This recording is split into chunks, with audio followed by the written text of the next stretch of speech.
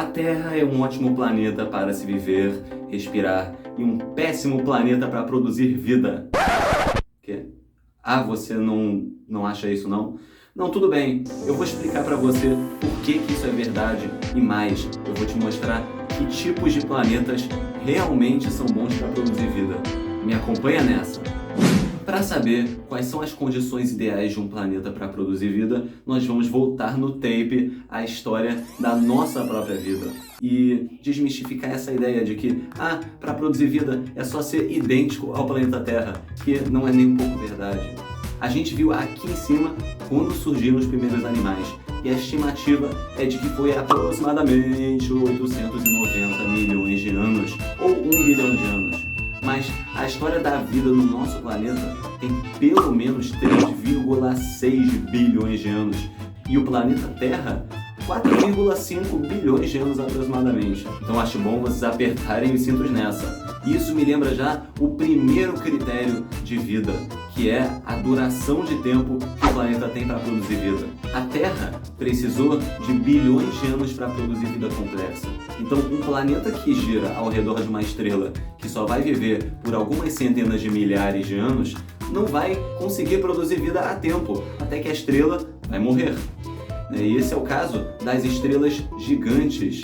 Então, o primeiro critério é que o planeta tem que girar ao redor de uma estrela média ou pequena, como o Sol, por exemplo, ou até estrelas anãs, também são ótimas para isso, elas duram bilhões e bilhões e bilhões de anos. Então, assumindo que a estrela está ok, agora nós temos que avançar para ver o planeta em si.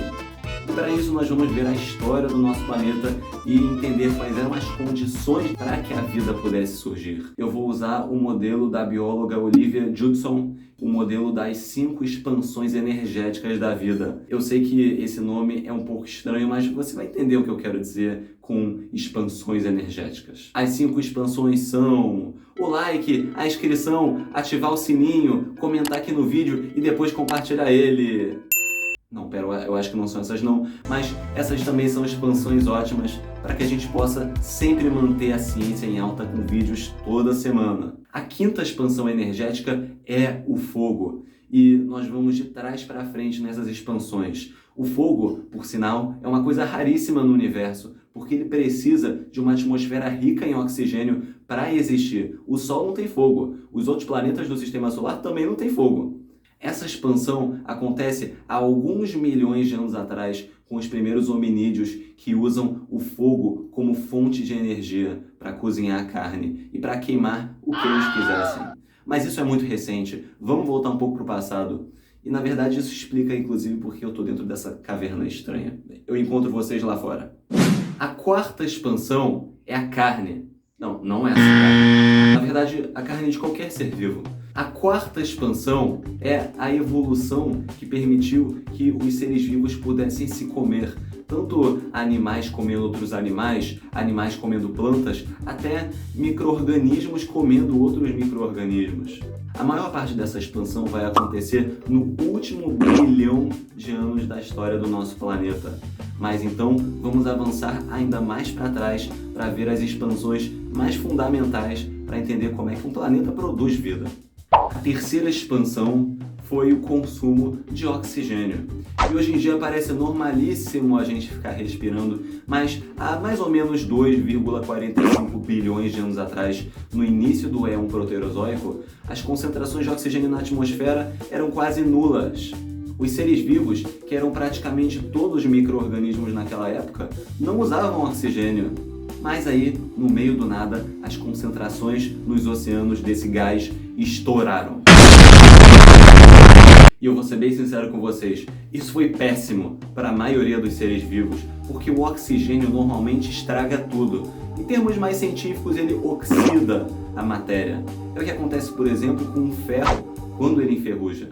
Então, se você está pilhando e você quer saber quais são as condições que o planeta precisa ter para produzir vida, coloca lá nos comentários #NãoOxidaCiência, que eu vou saber que você está aqui comigo nessa, para a gente ir até o final dessa história esquisita. Mas voltando a 2,4 bilhões de anos atrás, A sorte que a vida deu foi que com essa pressão seletiva, esse gás mortal super venenoso, o oxigênio nos oceanos, algumas bactérias evoluíram a capacidade de consumir esse gás para produzir muita energia. Então, por sorte, a vida sobreviveu a essa quase enorme extinção. Só que esses níveis de oxigênio nos oceanos não surgiram do nada. Na verdade, eles surgiram a partir de seres vivos que consumiam a luz solar, e essa é a segunda expansão energética da vida. Essas bactérias super moderninhas que pegavam o gás carbônico e conseguiam usar a luz para produzir energia, na verdade evoluíram há quase 3,4 bilhões de anos atrás, lá no Paleoarqueano. Mas não vamos desviar da nossa missão, que é descobrir as características que um planeta tem que ter para produzir vida. E aqui a gente já pode começar a tirar uma lição muito importante. O planeta não tem que estar 100% pronto para receber a vida. Se o planeta Terra tivesse concentrações de oxigênio altas, como ele tem hoje em dia, as primeiras bactérias não iam sobreviver de jeito nenhum. Na verdade, à medida que a vida vai evoluindo no planeta, o planeta vai se modificando e forçando a vida a se modificar também. Quem vai nos mostrar as condições de um planeta não é a Terra de hoje em dia, como eu falei lá no início do vídeo, mas sim a primeira expansão de vida. E essa é a energia geotérmica, que é simplesmente um nome esquisito para falar que as bactérias naquela época viviam bem reservadas, próximas a fontes hidrotermais. Nunca viu uma? Eu te mostro, vem comigo! Ok, o vídeo não teve orçamento suficiente para a gente ir nas fontes hidrotermais embaixo d'água, aquelas boladonas, mas eu acho que esse aquífero aqui atrás já traz uma ideia sobre como isso funciona. A água, a altíssimas temperaturas, reage com as rochas do planeta e produz uma série de substâncias que você está vendo aí, que são ricas em energia. E as bactérias simplesmente pegam essas substâncias e fazem reações químicas para liberar aquela energia para poder ser usada.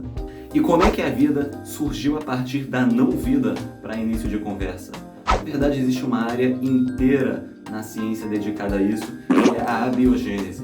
Não confundir com a geração espontânea, que é aquela teoria esquisita que fala que sapos vêm da lama. Isso era lá dos séculos passados. A biogênese tenta mostrar como é que o primeiro ancestral de todos os seres vivos, apelidado de Luca, não esse Luca aqui, que é a sigla em inglês para último ancestral comum unificado. Ele provavelmente era uma bactéria, como vocês podem ver aí. Enfim, a abiogênese busca entender como que esse Luca, ou o ancestral desse Luca, veio de algo não vivo. É óbvio que a biogênese ainda não está completa. Existem vários furos que precisam ser mais estudados nessa teoria para se entender exatamente como a vida pode surgir. Mas uma parte dela já é bem interessante e mostra que moléculas orgânicas que formam os seres vivos já podem surgir a partir de reações no ambiente.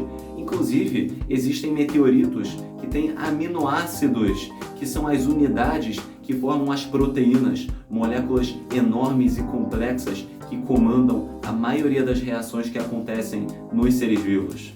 E por falar em reações, isso me lembra de um quesito muito importante que um planeta tem que ter para produzir vida, que é a água. E a água, na verdade, é bem comum, é uma das moléculas mais comuns do universo e ela é visível na Lua, ela pode ser vista em Marte. Só que o problema da água nesses lugares é que ela está congelada, então esse planeta precisa de água líquida, o que significa que ele não pode estar nem perto demais da estrela, senão aquela água vai evaporar, ou não tão longe. Se bem que nos últimos avanços a gente começou a perceber que na verdade o planeta pode não ter nenhuma estrela, para falar a verdade, porque a água tem uma característica meio estranha de congelar em cima primeiro e esse gelo boiar e proteger a água que está embaixo, enquanto que a energia geotérmica do núcleo do planeta pode manter a água líquida para produzir vida. Se você quer saber um pouco mais sobre a água, você pode conferir aqui em cima. Ela realmente é um líquido bem estranho. Mas o meu ponto aqui é que você não precisa necessariamente de uma estrela para que a água permaneça líquida e não vire gelo. O problema disso é que assim a vida não consegue ficar mais complexa, já que a segunda expansão que a vida precisa ter é o contato com a luz solar. Isso nunca aconteceria em um planeta em que a superfície dele está congelada. E sem falar que se nós queremos que a vida fique complexa, a temperatura do planeta já tem que ficar bem mais estável. Agora sim nós precisamos de uma estrela.